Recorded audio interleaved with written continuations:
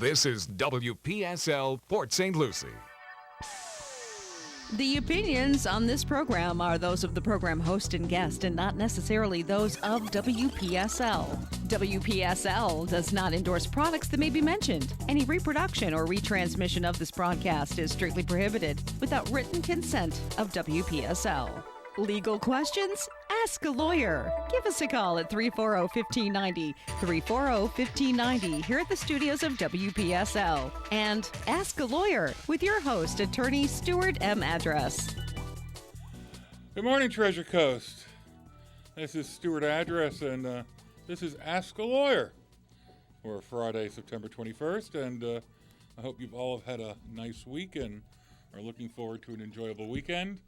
And as I just take a moment to put on these headsets so I can hear everything. All right.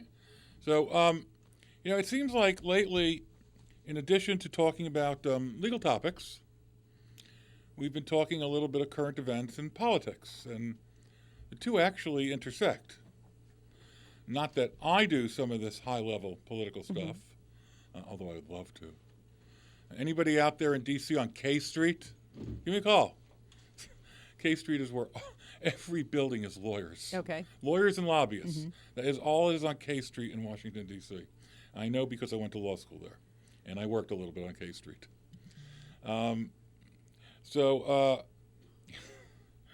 We've been intersecting a little bit, and I do it because I find it interesting. Every so often we get calls in the office that deal, not with election stuff, but with the various constitutional issues, not just civil rights and discrimination. Sometimes we're dealing with the right to privacy, or, I have to refer people, it's the Fifth Amendment right to against self-incrimination, things like that. So there's a lot about constitutional law. And I thought a few weeks ago, and we never really got to it, I was going to talk about what does it really mean, high crimes and misdemeanors.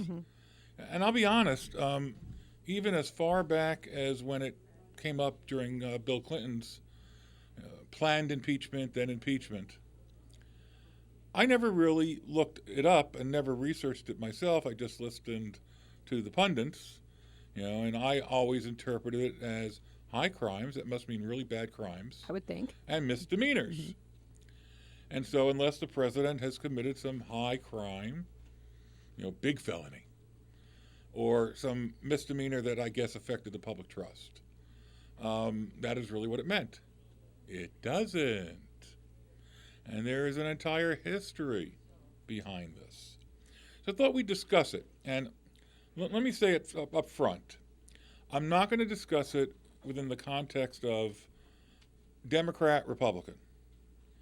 I'm not going to discuss it in the context of President Trump. I'm going to discuss it because it's in the news, and let's try to look at it and where it came from to understand what it really means, and then you all can decide, in current events, whether or not it's something that may be appropriate, depending upon, what is alleged. And so the first thing is, after the framers of the Constitution put that, well, it wasn't really framers because it's the 25th Amendment. So after it was amended and they were looking at how do we provide for either a vacancy in the presidency or the president being temporarily unable to fulfill his duties, or a decision that the president is just unable. Now, when they wrote it, probably that we had the president that committed crime. I don't know. I I'd have to go back and see actually when the 25th Yeah, Amendment was how that all came was done. about. I mean, I can probably just pull it right up. But let me read you a summary, sort of that expresses what the debate was about and what the two general interpretations are broadly. We'll start with the forest and then we'll go to the trees. Okay. And just like with interpreting the Constitution, there are two essential views. It's the literal view of the language of the document, and then there's the living, breathing concept of, the Constitution evolves, life evolves, society evolves, technology evolves, and you have to let it breathe. Kind of like when you started off with like Catholic and became Lutheran because we couldn't live up to all the rules of the Catholic, so we just made our own religion. I'm Jewish. I don't know how to answer that question. Okay. I don't know nothing about that stuff. Anyway, so I'm going to quote here from something I had found. And it says, generally, debate over the phrase high crimes and misdemeanors is split into two camps. The minority view is held by critics who undertake a literal reading of the Constitution. They maintain that high crimes means what it says, criminal activity, and argue that the framers wanted only criminal activities to be the basis for impeachment. The generally accepted view is much broader. It defines high crimes and misdemeanors as any serious abuse of power, including both legal and illegal activities. Supporters of this reading believe that because impeachment is a public inquiry first and foremost, it is appropriate to read the phrase broadly in order to provide the most thorough inquiry possible. Thus, a civil officer may face impeachment for misconduct, violations of oath of office, serious incompetence, or in the case of judges, activities that undermine public confidence or damage the integrity of the judiciary. So, okay, as the rabbi who will speak after me and ask a lawyer likes to say, let's unpack this. Okay. High crimes, serious offenses against the public trust. Well, why not just say that? It all comes from good old jolly England. So let's look at what the English were thinking about way back in the 1300s. And just up until when we broke away and said, goodbye, King George. Mm-hmm. We're not accepting your taxes on tea. All right. A little bit of levity. Not very funny. I hit and I miss, what can I tell you? Yeah, it's good, though, because a lot of people don't even know why it all happened. Why we became a country? No, why? Oh, my goodness. They know about the tea, but they don't know the why. Why the tea? Oh, yeah, Boston Tea Party. They think that was a get-together at someone's house. Right. Do you know that the Tea Party explanation for why the colonists want them to become a country is really a joke? It's not the reason at all. I mean, it does have to do with taxes, but the Tea Party wasn't it. It was everything else. Now, the king was like, forget about it. We don't want to live here anymore. Could the tea issue have been the straw that broke the camel's back for Massachusetts? Yes. But there were 12 other colonies, and they didn't quite care as much about the tea tax. So it was an interesting debate. But I wasn't there. And as I say, CNN wasn't there, MSNBC wasn't there, and Fox wasn't there. So, we don't know precisely sure what really happened. All right, so here it says, the English common law tradition. Crimes were defined through a legacy of court proceedings and decisions that punished offenses not because they were prohibited by statutes, but because they offended the sense of justice of the people and the court. Very interesting, not by statutes. Whether an offense could qualify as punishable depended largely on the obligations of the offender, and the obligations of a person holding a high position meant that some actions or inactions could be punishable if he did them even though they would not if done by an ordinary person. So we're now beginning to get into the concept of when you hold public office, you have a public trust. And so while there may be statutes, bribery, obstruction, that if the ordinary person commits it, you may get indicted and tried and convicted or whatever, there may be things that are offensive to the public trust that aren't anywhere in any criminal statutes. And I will deviate just for a second in that I promised I wouldn't get political, and I'm really going to try. When President Trump or his legal team says that he can't be impeached because they can't prove he committed a crime, that is incorrect. A crime is not necessary. You don't have to prove a violation of the U.S. Criminal Code. Okay, as we're going to get into, high crimes and misdemeanors. deals with offenses against the public trust. And if the public is offended enough by an act, Only one side's offended though right now. well, who knows? When all Yeah. the facts come out, maybe Yeah. it'll be nothing, or maybe it'll be the worst scandal since Benedict Arnold. What can I tell you? But when the public is seriously offended against acts of a public officer, that is where impeachment can be had, and it doesn't require a criminal statute. Members of Congress can be not really impeached, although Congress has the power to evict a member, kick out a member of the Senate or the House. They basically. Has that ever happened? Oh, yes, Okay. absolutely. It's happened like 4 or 5 times. And it's been threatened a lot more, leading to members to resign. In fact, it happened a year ago during the sexual harassment issues in the Me Too movement, where there were a couple of representatives who just did not want to leave, and they were quietly told, if you don't leave, We're going to kick you there's out. going to be a proceeding and Okay. a vote to remove you from your seat, which is the equivalent of impeachment, although another misnomer. It's not the same as impeachment because Congress, whether it's the House or the Senate, can have this vote and kick you out. Impeachment is really the equivalent of an indictment. It's not removal from office. Once you're impeached, as we found with President Clinton, then there is a trial in the United States Senate, presided over by the Chief Justice of the Supreme Court. It's a real trial. And a prosecutor is appointed. The president has defense counsel. And a trial proceeds, and the jury is the Senate. And when the trial is over, the Senate votes, and 2/3 of them have to vote to convict for a president to be removed, which really means that the offense has to be serious enough to really offend members of the president's own party so that enough of them would join, let's say, with the other party and remove the president. Mm-hmm.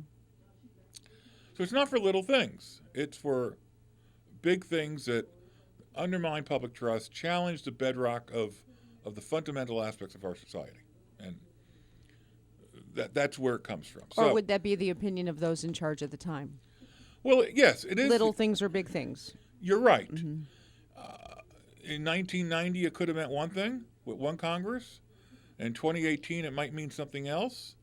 And in 2227, Yeah. it could be. Well, I don't believe that Bill Clinton did anything that would have affected his job. And I agree with you there. Okay? So- I think. Here we go into politics. I'm a good member. I'm a Democrat. I mean, there's no doubt because then it all came out. Okay, that it happened, and he said he didn't. It and came he out did, right on the dress. So, but what Cliff's he laughing. did, You I'm didn't even letting. hear me. No, I let it go. So just let it go. I lost my train. That's it. Feel See, nice. I do that. Choo-choo. Derailed. What Clinton did was certainly immoral. It certainly violated his vows to Hillary. Not that that's the first time that's ever happened. Or that she really cares. Okay, well, okay, maybe. But you're right. It did not affect his capacity Yeah. to serve the American public. Sure. Unless But it was the lie. unless enough of the American public rose up and were offended enough by such activity in the Oval Office. If they were, then what we're discussing now Yeah, but all is, those same people lived through Kennedy. We all know. Okay. No But one if- really cares. well, there's a difference back then. But if enough people had risen up and, flooded the lines of Congress and marched in protest and demanded his removal from office. But the economy was wonderful and everybody was happy. You're right, but what I'm saying is if enough Yeah. people were offended because he's a public official, then the Senate could have determined that he had committed a high crime or misdemeanor and removed him from office. Now, I agree that what he did was disgusting, but really didn't affect his ability to negotiate trade treaties. No. But if the public lost confidence in him, then it would have been sufficient for impeachment. Yeah. But it was the lie. It really was the lie. It's always the lie. Yeah. It's always the cover-up. Okay? Tell my 14-year-old son, just fess up. Whatever it is, you'll get your consequences. If I catch you in a lie, or if I have to do 2 hours of cross-examination to get to the truth, it's going to be much, much, much worse. And the funny thing is, I can try to teach it to my 14-year-old, but these members of Congress don't understand it. Presidents don't understand it. Major leaders in industry. Martha Stewart went to jail for the cover-up, for the lie. Many of them go to jail for the lie, not for the underlying activity. So again, when President Trump says there's no collusion, guess what? Maybe the Mueller report will come out and say no evidence of collusion. Maybe. But collusion's not a crime either. But if it offends the public trust, and I'll tell you dang well it will. Assuming no collusion, but assume also that President Trump has lied about a host of other things related to the Russia investigation. He could go down for the lies, even though there was no collusion. If he had stopped with... But he hasn't been under oath yet. Doesn't matter.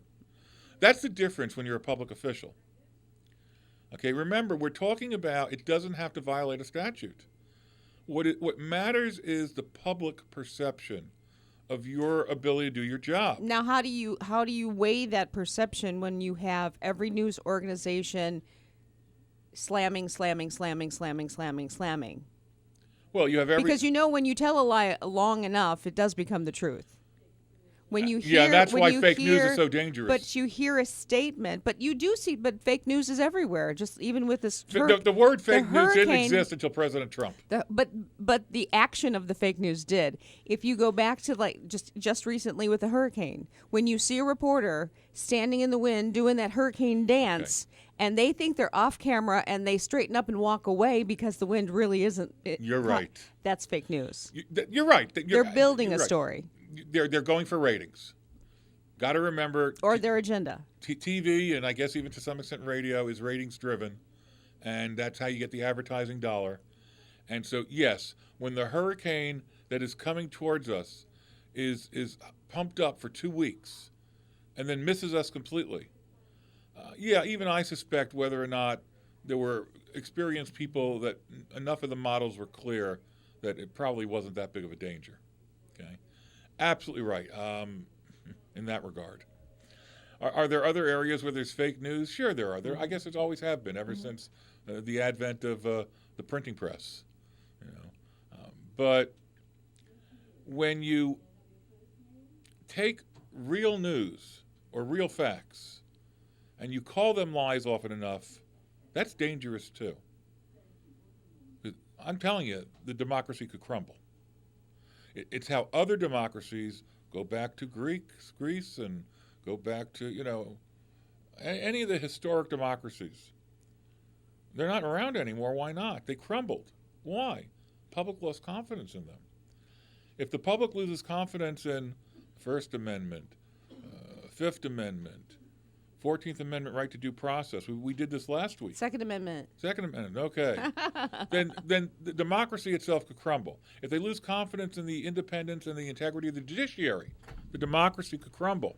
All right, we have Jeff on line 1. How are you, Jeff? Good. How are you, Stuart?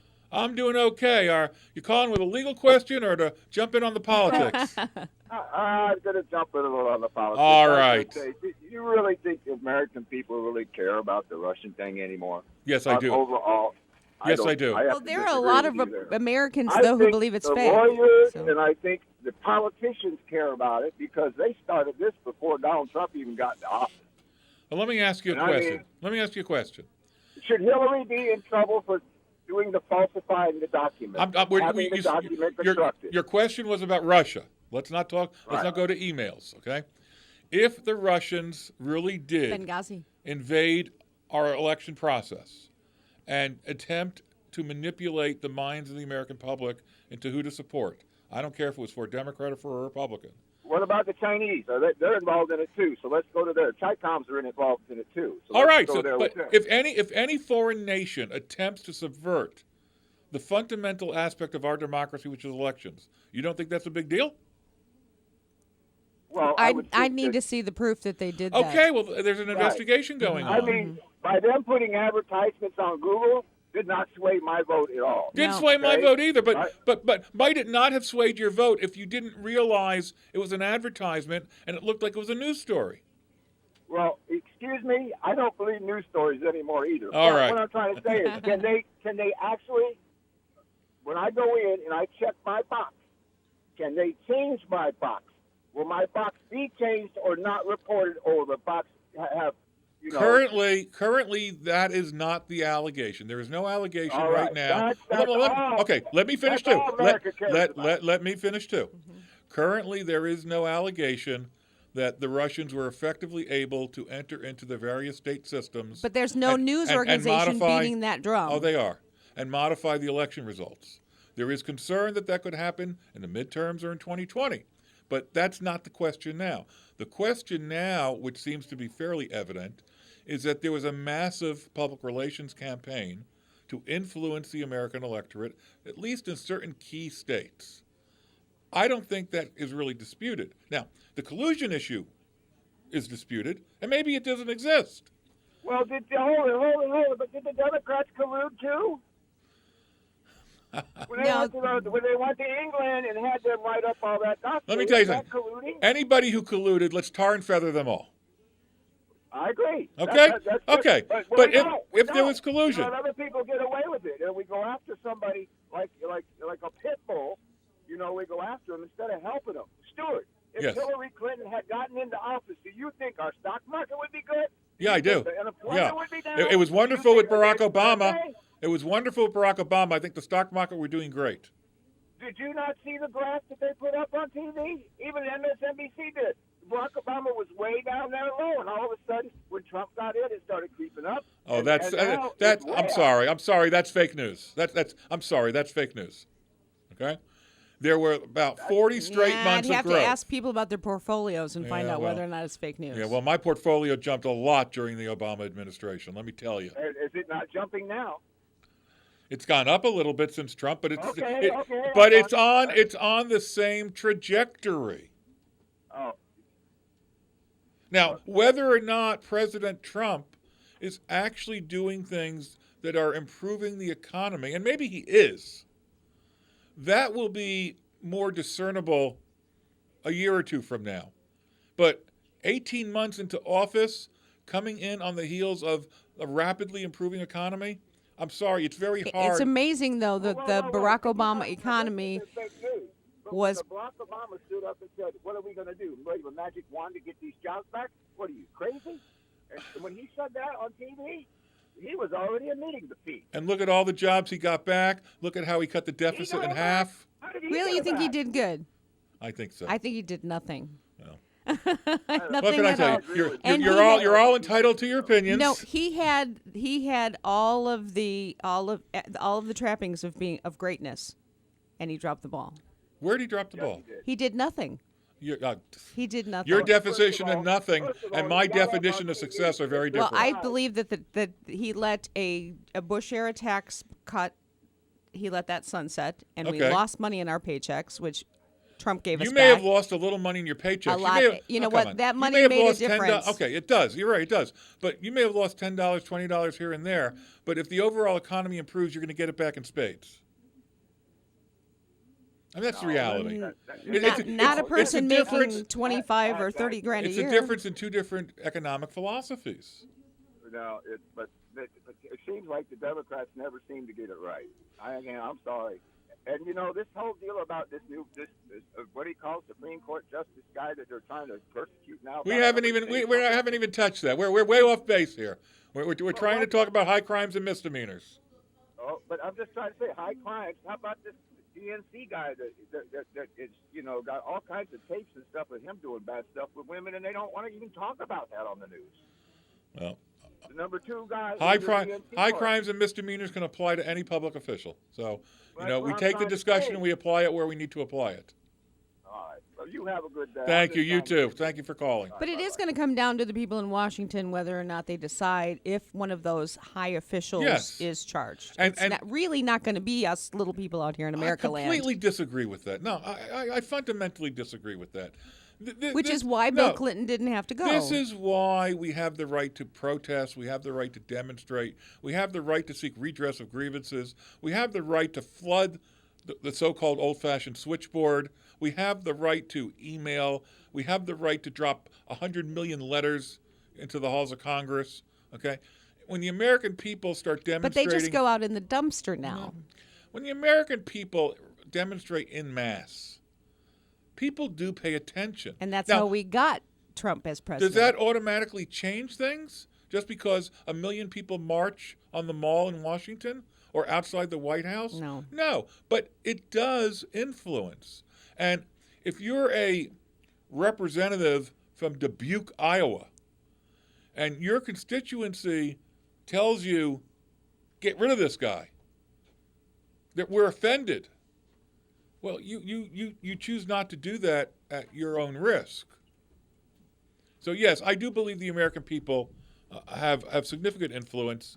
They don't have the final decision. The final decision on all these things are left to the members of Congress who are supposed to balance the desires of their own constituency and their own self-interest in being reelected against what they truly believe based upon all the information and their knowledge and the reason they were elected in the first place, what they believe is true and right. But now they go to Washington and they just become a member of the club. Well, you're right, and that's wrong. It's wrong. Oh, my goodness. We got Bulldog. Hey, Bulldog, how you doing? Hold on 1 second. He's on a different line than I pressed. Okay. Hi, Bulldog. How you doing? Hey, how are you? I'm doing fine. I feel very. It's a bit cheesy around this building I feel very exhausted right now after the last call. I'm really sorry about the cheesy, Veronica. Bulldog, can I put in an order for bagels and cream cheese? Since you're sending if you food. like Limburger, that's what it was. No, yeah, you certainly can, but be surprised. It might be stinking Bishop cream cheese. Hey, I have to ask you, Stuart. Yeah. Your whole take on this Brent Kavanaugh and accuser Ford deal 38 years later. Is there no statute of limitations, or because I have to look? You know, when I started thinking back when I was in college, and I'm like going, Yeah, I did that too. Oh, yeah. It's from the phone. I almost lost an eardrum. I mean, come on. I mean, oh my God. All right. This is why I never want to run for political right. office. You're right, but here's the answer to your question. There is a statute of limitations for charging a crime. There is no statute of limitations for the determination and assessment of whether somebody is fit for a public office that is not an elective office, particularly the Supreme Court of the United States. Now, again, I say only the people, through their representatives, in this case the Senate, can decide what's important and what's not important. Should let's be generous, a youthful indiscretion as a teenager that did not result in an actual sexual assault but an attempted sexual assault, if we take those facts as true, okay? Should that prevent the person from becoming a justice of the Supreme Court? You know something? I am troubled by that question as well. I don't have a clear answer. Right. My thought on that, how old was he at the time? He was a teenager. Well, we don't know because she won't tell us what Well, year no, it was. She can't I think determine. from what we understand, he's 17. High school, sure. Okay, so 17. 18 and under. Then neither one, and no actual intercourse or anything like that took place. It was just a fondling incident as far as I know. And then they have a witness in the room, too. That's good. She's going to subpoena him. This is just getting way too political. Well, and I everything think is way lot too of- political. But on the issue itself, let me ask you this question. Yes. Would it matter to you, I'm going to ask you two questions. Would it matter to you if you hired a lawyer who, when he was 17, did what is alleged and has not done anything wrong since? Wouldn't bother me in the least. Okay. And I assume, Bulldog, your answer is going to be no. It wouldn't bother you? Well, I was waiting for the second question. No, but it would All not right. bother me. Second question is, if you're about to put a man or a woman onto the Supreme Court of the United States for life, a person who is going to make decisions affecting everybody else in this country, a person who is going to make decisions affecting minorities, affecting women, affecting immigrants, affecting everything, do you even pause for a moment to think? Because I don't have the answer. But do you even It doesn't bother me. It doesn't bother you. It bothers. No, Okay. and I'll it I'll causes tell me you to why. pause.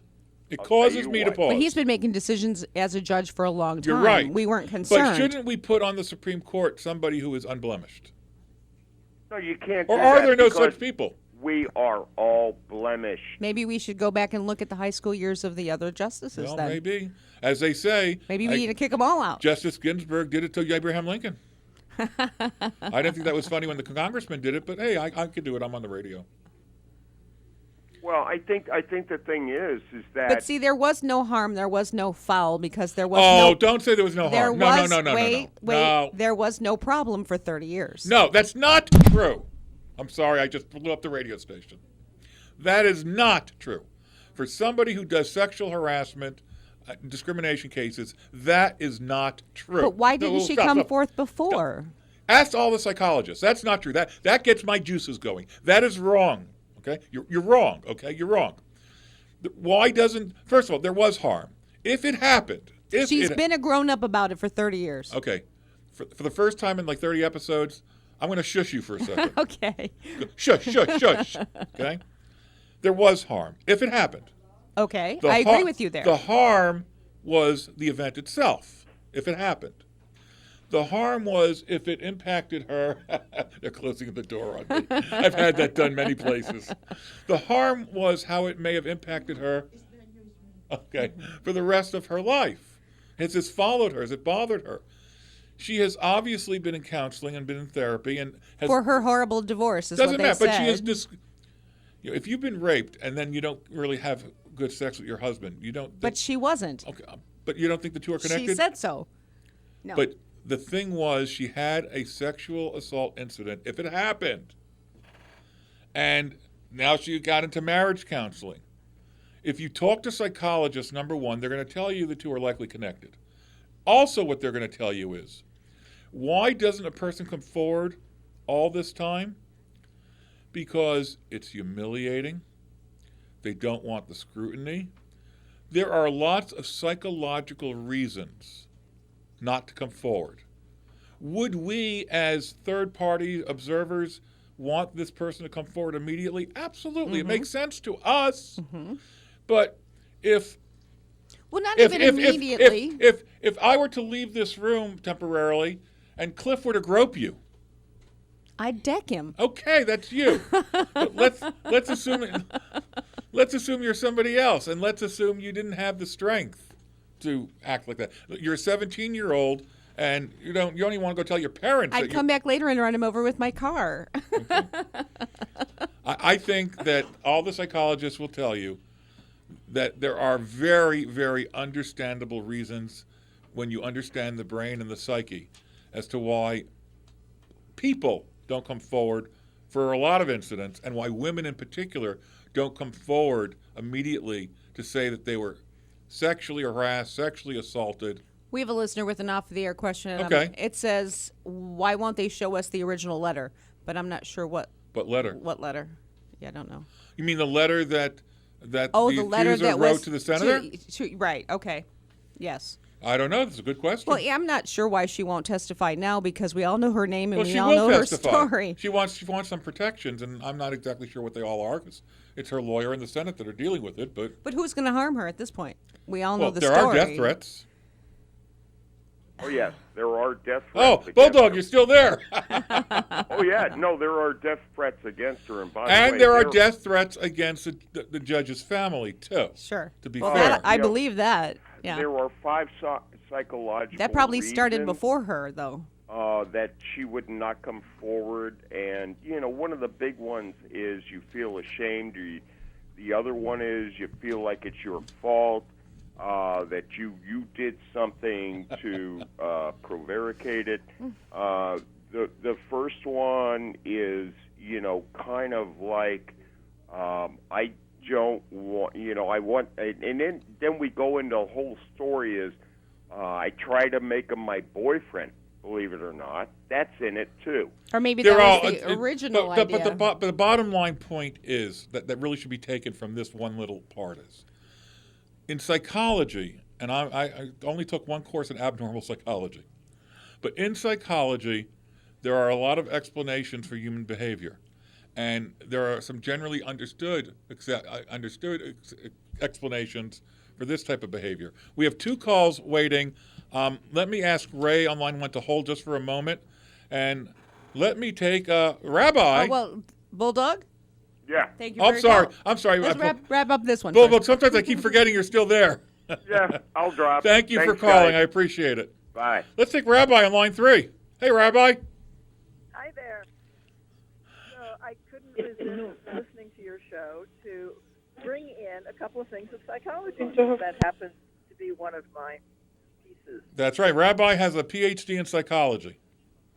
So, yes, very often people who are the victims of abuse feel isolated, they feel no one cares, they feel shamed by it, and they feel that they will be accused of being a slut, of many things that are simply not true, but very often the abuser plants those ideas. And so what would you say then for why would somebody come forward 30 years later? Because she's terrified of a person like that having bigger influence. And she's now, if I recall correctly, she's a law professor herself. No, isn't she? Right. She's a doc. Yeah, she's Yeah, a law professor. yeah, I think so. psychology, maybe? Maybe. She's you're right. Maybe not a law. Yeah, she's a professor. She's got the doctorate degree. So maybe at this point, you got this person. It was one thing when he's going to be appointed to the federal bench as a district judge, even a circuit court judge, but now the Supreme Court. That affects everybody. There's only 9 Right. of them. Wow, Prior- but it was prior to okay to affect people's lives, but it's not okay to affect the future law. It's Well, not no, that it's okay. It's at The what point belief- you break. Very often the abused, the victim, believes that they're the only one being abused. And you can carry that lie to yourself when it's much more private. Sometimes a victim of abuse will try to give hints to people to watch out. Is this why victims of domestic abuse often stay with the abuser? Yes. They actually Or that believe guy's they're putting the roof protecting. over their head. Yeah. Or Well, gal. it can be a variety of things. As you mentioned earlier, it's very complicated. There can be a sense of powerlessness. Very often the abuser plants the seed that the victim is worthless, they deserve the abuse, those kinds of things. And if the person accepts that, then it's really, really hard for them to get out of that prison. It's a mental prison. And so in this case, if there was in fact earlier abuse, then perhaps she doesn't feel that she has any power to just come out as an individual against an individual. And she may not have been willing to risk all of the threats that she would have incurred at a lower level for him. And that now she's weighing it. Right?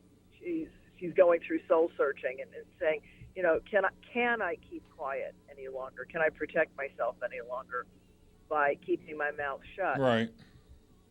And I'm guessing that for her, if it's true, then she came to the idea that she no longer can afford the luxury of keeping quiet.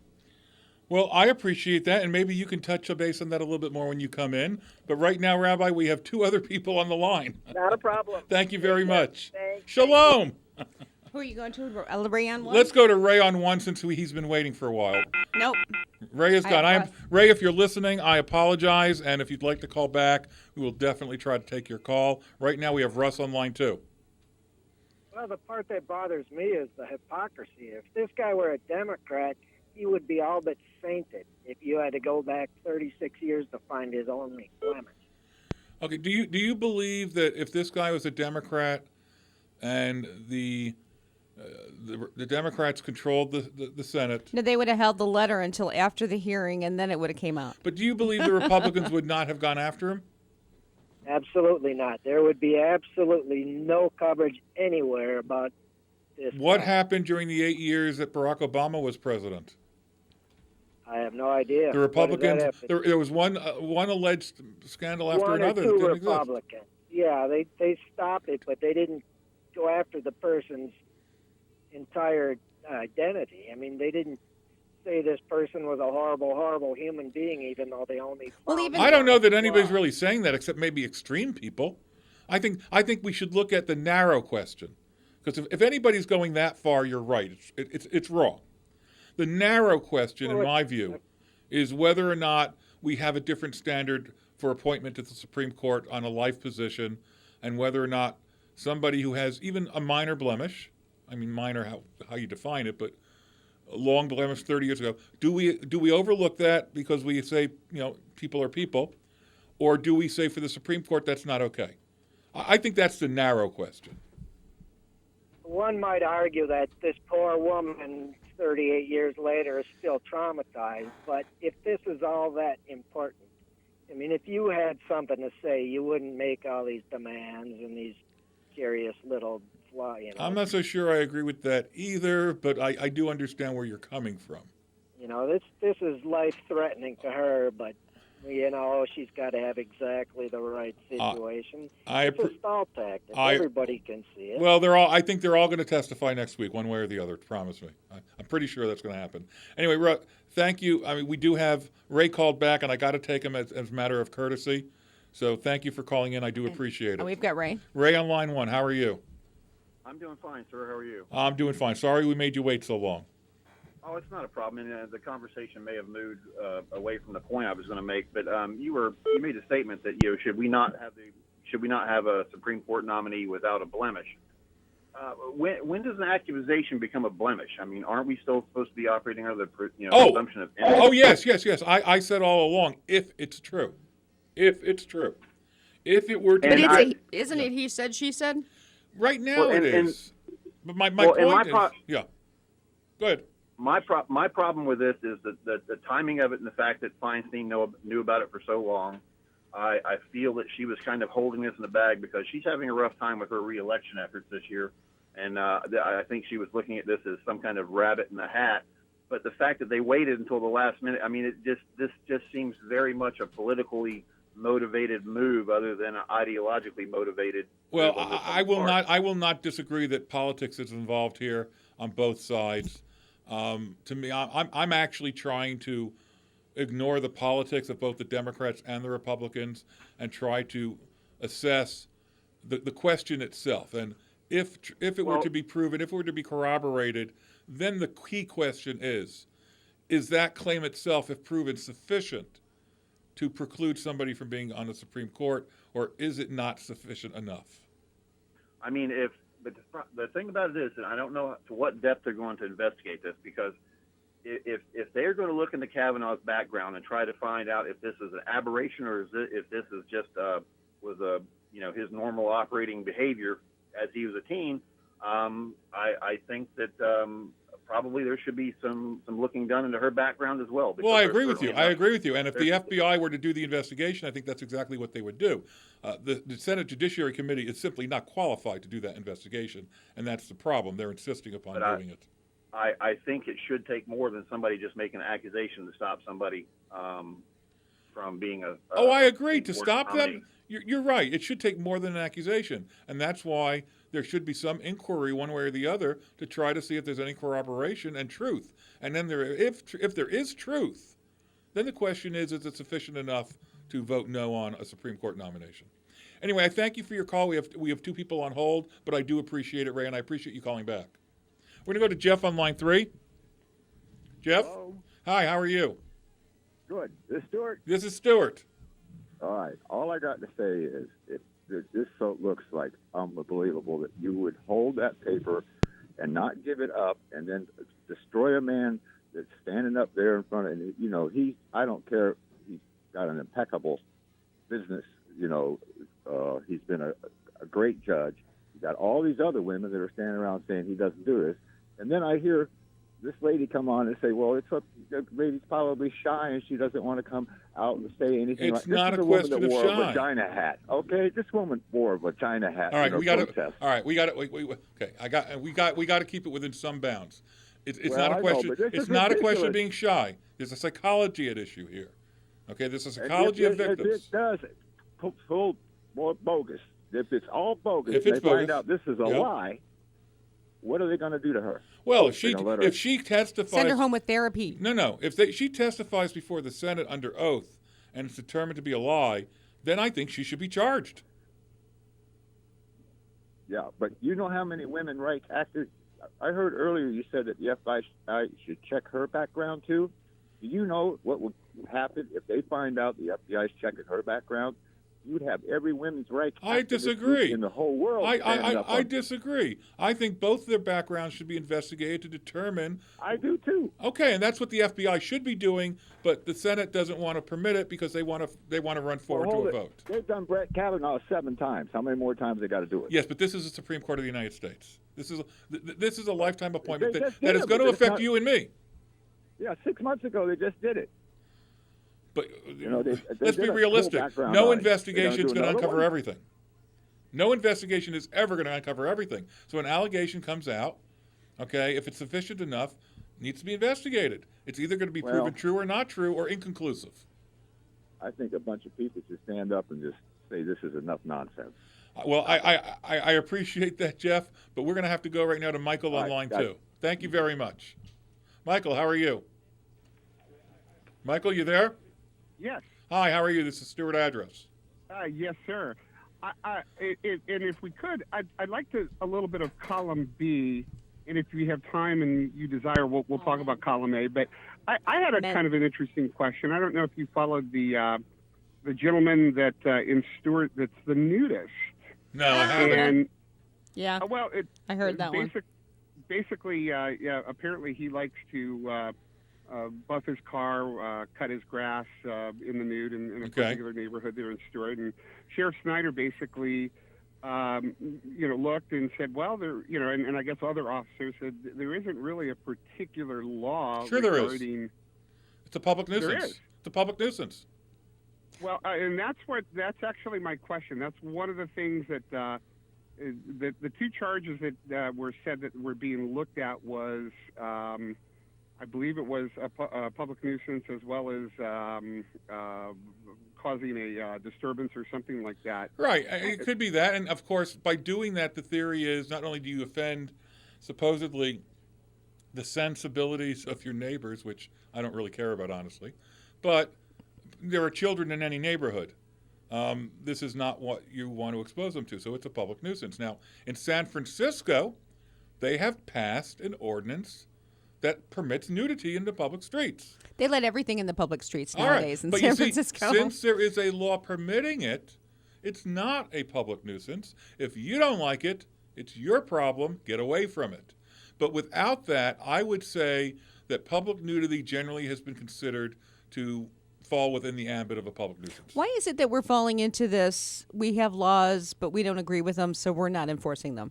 I mean, what's going on these days? I don't have an answer to that one. I was just more kind of curious because, I mean, typically I'm one of these kind of negative equities kind of guys where, again, there's not, to the best of my knowledge, what was said from the paper that I read, that there isn't a law specifically against nudity. And I only cite from what I know from that foreign place called Ohio back in the day where suddenly it was, there was a rash of braless people deciding that they wanted to all cut their grass and then later protest at the State House. And they looked up the laws there and said, yeah, technically it isn't against the law. There isn't a law on the books that says specifically you can't do this.